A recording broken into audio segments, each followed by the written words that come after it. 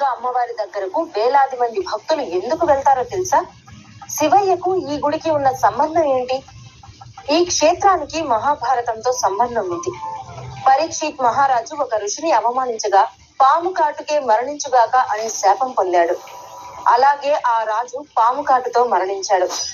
తండ్రి మరణంతో మండిపోయిన రాజకుమారుడు జనమేజయుడు ప్రపంచంలోని నాగులను నాశనం చేయడానికి సర్పయాగం ప్రారంభించాడు.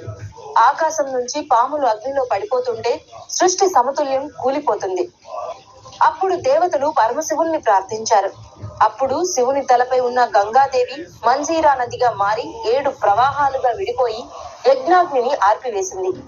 అందుకే ఈ ప్రదేశం పేరు ఏడుపాయలుగా ప్రసిద్ధి చెందింది.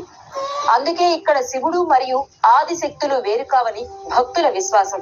ఆ పవిత్ర ప్రకృతి మధ్య వెలసింది వనదుర్గా భవాని అమ్మవారు.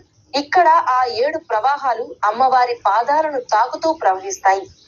ఈ క్షేత్ర దర్శనం పాప విమోచనం, దైవానుభవం అని భక్తులు నమ్ముతారు. అమ్మవారిని దర్శిస్తే శివుని కృప కూడా లభిస్తుందని, శివశక్తులు ఒక్కటేనని భక్తుల విశ్వాసం.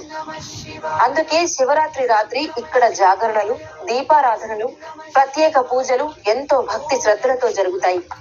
మీరు శివయ్య భక్తులైతే ఓం నమ శివాయ అని కామెంట్ చేసి